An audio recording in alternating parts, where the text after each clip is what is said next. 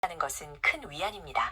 하지만 노후 재혼은 젊을 때의 결혼과 전혀 다른 현실이 기다립니다. 오늘 이 5가지는 재혼을 막으려는 것이 아닙니다. 충분히 알고 결정하시길 바라는 마음입니다. 소중한 분과 함께 보시길 바라며 화면을 2번 꾹 눌러 저장해 두세요. 첫 번째 이유, 외로움에 이끌려 서두른 결정이기 때문입니다. 배우자를 잃은 직후의 외로움은 정상적인 판단을 흐립니다. 그 공백을 채우고 싶은 마음이 앞서면 상대를 제대로 보지 못한 채 결혼부터 하게 됩니다.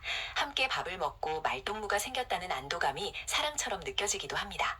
하지만 외로움이 사라지고 나면 함께 살아야 할 사람의 실체가 보이기 시작합니다. 외로움은 재혼의 이유가 될 수 없습니다. 외로움은 외로움대로 풀어야 합니다. 두 번째 이유, 자식들과의 관계가 돌이킬 수 없이 틀어지기 때문입니다. 노후 재혼에서 가장 큰 갈등은 배우자 사이가 아니라 자식들 사이에서 생깁니다. 새 배우자를 받아들이지 못하는 자식, 재산 문제로 등을 돌리는 자식, 명절마다 어느 집에 가야 하는지를 두고 벌어지는 싸움, 재혼 한 번으로 평생 쌓아온 자식과의 관계에 금이 가는 경우가 생각보다 훨씬 많습니다. 새 배우자를 얻는 대신 자식을 잃는 결과가 될 수 있습니다. 세 번째 이유, 이것이 핵심입니다. 재산이 예상치 못한 방향으로 흘러가기 때문입니다. 노후 재혼에서 가장 조심해야 할 것이 재산 문제입니다. 법적으로 재혼 배우자는 상속권이 생기고 이혼 시 재산 분할 대상이 됩니다. 평생 모은 노후 자산이 새 배우자와 그 자녀에게 넘어가는 일이 실제로 빈번하게 일어납니다. 혼전 재산 계약서를 쓰더라도 법적 분쟁은 피하기 어렵습니다. 사랑만 믿고 재산 정리를 소홀히 하면 남은 인생의 경제적 토대가 흔들립니다. 네 번째 이유, 수십 년의 생활 습관 차이가 예상보다 훨씬 크기 때문입니다. 젊을 때는 함께 살면서 서로를 맞춰가는 시간이 있었습니다. 하지만 70을 넘긴 두 사람은 이미 수십 년의 습관이 몸에 깊이 배어 있습니다. 자는 시간, 먹는 것, 청결 기준, 돈 쓰는 방식, 집안 온도까지 모든 것이 다릅니다. 젊을 때는 타협이 됐던 것들이 나이 들면 도저히 양보가 안 됩니다. 설렘이 가시고 나면 일상의 불편함이 하루하루 쌓여 결국 후회로 이어집니다. 다섯 번째 이유, 아플 때 돌봄의 현실이 냉혹하기 때문입니다. 노후 재혼의 가장 현실적인 문제는 병이 들었을 때 드러납니다. 서로 건강할 때는 좋지만 한 사람이 큰 병에 걸리거나 거동이 불편해지면 새 배우자가 감당해야 하는 부담이 생각보다 훨씬 큽니다. 오랜 정도 없는 사이에서 간병은 고통입니다. 반대로 내가 상대를 돌봐야 하는 상황이 올 수도 있습니다. 결혼 전에 두 사람 모두의 건강 상태를 솔직하게 확인하는 것이 반드시 필요합니다. 노후 재혼이 잘못된 것이 아닙니다. 충분한 시간을 두고 자식들과 충분히 대화하고 재산 문제를 명확히 정리한 후에 결정해도 절대 늦지 않습니다. 서두른 결혼이 남은 인생을 복잡하게 만들지 않도록 오늘 이 5가지 한 남성분을 소개시켜 드렸고요. 지금 아주 진행이 잘 되고 있어서 4월 말 경에 혼인신고를 하겠다라고 얘기를 하시고요. 두 분이 다 합의를 봤다라고 얘기합니다. 그래서 간판 통보 채널을 운영하는 저를 혼인신고 시 증인으로 저를 이제 좀 해줬으라고 얘기를 하셔서 제가 흔쾌히 해드리겠다라고 얘기를 한 상태입니다. 자, 제가 채널 2년 반 가까이 운영을 하면서 또 이런 일도 있네요. 그동안 여러 건의 매칭이 이루어지고 좋은 인연을 찾아드리기도 하고 소개도 해드렸는데요. 또 이렇게 혼인신고에 있어서 신고를 한 데 있어서 증인 2명, 보증인 2명을 또 이렇게 또 하는데 제가 또 그 역할을 좀 하게 되었습니다. 하여튼 두 분이 좋은 일로 그래서 잘 출발하고 또 혼인신고까지 하게 된 점 저도 기쁘게 생각하고요.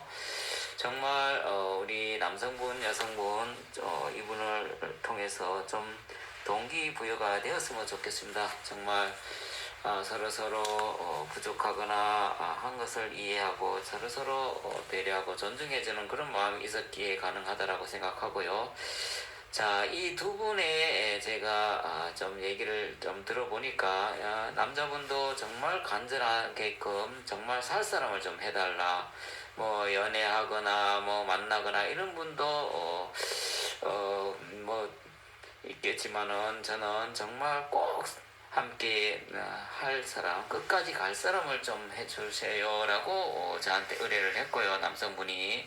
그래서 제가 그런 분을 몇 분 정도 소개해 드렸지만은 잘 인연을 이어지지 않고 지금 60대 중반의 여성분을 소개해줘서 남성분이 여성분의 집에 가서 며칠 묵고 잠자리까지 갔고 그런 후에 다시 돌아갔고요. 그래서 지금 여성분을 위해서 보금자리 주택을 지금 열심히 짓고 있다. 지난번에 짓던 것을 멈췄는데 지금 열심히 짓고 있다라는 얘기를 전해 들었고요. 그다음에 또 이 여성분 입장에서도 정말 이분은 그동안 많이 힘든 부분도 있고 여러 가지 어려운 부분도 있었는데 정말 이제는 뭐 단순하게 만나서 연애나 하거나 뭐 왔다리 갔다리 하는 것보다는 정말 같이 함께 같은 공간에서 합가를 하기를 간절하게 원하는 여성분이었습니다. 그래서 제가 뭐 몇 분 정도 소개시켜 드렸지만은 모두 태자를 놓고요. 저는 정말 살 사람이 필요합니다. 정말 그런 분을 해주세요 라고 얘기를 몇 차 걸쳐서 저한테 주문을 했거든요. 그래서 제가 이 남성분을 소개해드렸고, 그래서 두 분이 나름대로 좀 서로 아픔도 서로 이해를 하고 보듬어주고 그런 차원에서 지금 교제를 잘 하고 있고 앞으로 혼인신고까지 하기로 서로 합의를 봤다라고 말씀을 하셨고요. 뭐 잠시 후에 이제 여성분 얘기를 좀 들어볼 건데요. 이제 조만간 또 남성분을 만나러 좀 지금 항공권도 좀 알아보고 있고요. 그렇게 해서 남성분을 만나보러 갈 생각을 갖고 있고 지금 그런 마음의 준비를 하고 계십니다. 그래서 남성분에게 전달할 옷도 몇 가지 좀 사 놓은 상태고요. 그렇게 해서 갈 생각을 갖고 계신 것 같습니다. 그래서 제가 드리고 싶은 내용은 정말 인연이라는 것은 아무도 어떻게 누구하고 인연이 될지 아무도 알 수 없고요. 자연스럽게 될 수 있다라고 생각하고요. 쉽게 포기하거나 주저하거나 망설이지 마시고 끊임없이 도전하고 노력하면 인연을 찾을 수 있다라고 저는 확신하고 있습니다. 자, 그러면 오늘의 주인공 여성분 얘기를 좀 들어보도록 하겠습니다. 그래서 다시 통화하고 언제 가기로 했어요? 가기로? 가기로 했는데 나보고 내려오래요. 그러니까 언제 간다며? 가긴 가야 되는데 아우 집 짓느라고 정신없고. 근데 선생님 네. 비행기 값을 12월 9일날 갈 땐 비행기 값 네. 여기서 갈 때는 26,000원에 가고 제주도에서 서울 올라올 때는 3만 줬는데 지금 92,000원이에요. 가격이 좀 올랐네? 많이 올랐죠. 왔다 갔다 네. 18만 4천원. 네. 그래서 돈 준다고 내려오라는데 아유 내려오라는데 가볼까요? 가야죠. 그 선생님은 언제 봬요? 저는 4월 초나 그 정도 되면 내려갈 거예요. 4월 초. 네. 그러면 저렇게 예. 하세요. 예. 지금 내려가든 아니면 그 4월 달에 맞춰갖고 내려가면 볼 수 있잖아요. 그렇죠. 네. 그럼 선생님 맞춰갖고. 같이 맞춰서 가요 그럼. 네, 밥이나 점심이라도 좀 같이 잡을게. 맞춰서 가시고 저는 제가 차를 배 실어 갖고 가야 되기 때문에요. 네. 저는 하여튼 어느 정도 해서 그쪽에서 만나 갖고 거기서 네. 혼인 신고 하든지 하면 되잖아요. 혼인신고는 해야죠 당연히. 네, 내려간 김에 집 해보려. 다 짓고 선생님 이달 말이 한 달 걸린다는데요? 그러면 한 달 예. 걸리면 지금 많이 올라갔어요. 그러면 그때 예. 타이밍에 맞춰 갖고 하면 되겠네. 예. 근데 선생님이 내 쪽을 해주는데 혼인신고 2명을 해야 된다는데 어떻게 누굴 모시? 한 명 선생님 그 후배인가 뭔가 한 명 있잖아요, 여자분. 비행기값 그 18만인데 왔다 갔다. 오빠한테 대라 그러면 되죠. 오빠가 대주긴 하는데. 그러니까 그래도- 지난번에 그 후배인가 그 친구 데리고 가면 되잖아, 후배 친구. 네. 거기 데리고 가고 하면 되죠. 알겠습니다. 네, 그래요. 하여튼 뭐 네, 다시 잘 되는 거네요, 그죠? 네네네. 그럼 하여튼 잘 그렇게 하셔요. 네, 고맙습니다. 네, 수고하셔요. 네, 예. 수고하세요. 예.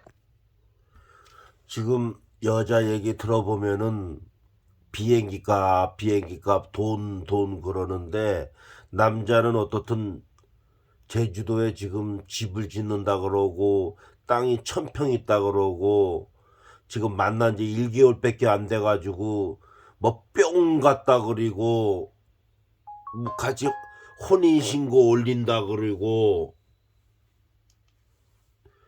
조금 성급하지 않나 싶어요. 내가 보기엔 남자가 재산이 좀 있으니까 이제 여자가 이 오빠는 우리 친정 아빠랑 닮았다고 막 이러면서 친정 아버지랑 닮았다 그러고 막 나는 좋다 그러고 막 난리가 났어요. 근데 남자가 재산이 좀 있는 것 같은데 너무 성급하지 않나. 여자에 대해서 확실히 알지도 못하고 만난 지 1개월밖에 안 됐는데 서로 잠자리도 같이 하고 서로 혼인신고를 하고 출발을 한다 그리고 어느 정도 서로가 좀 알고 한 1년 정도 좀 사귀어보고 천천히 해도 늦지 않는데 이 사람들은 뭔가 조금 서두른감이 있고 나중에 어떻게 후회를 하려고 이렇게 처음부터 그냥 20대도 아니고 불타오르는 그러한 그 혼인신고를 하는지 모르겠어요. 하여간 혼인신고 참 그 신중하게 해야 되는데 그냥 잠깐 이야기 들어보고 제 생각을 잠깐 이야기 좀 했어요. 예, 여기까지입니다.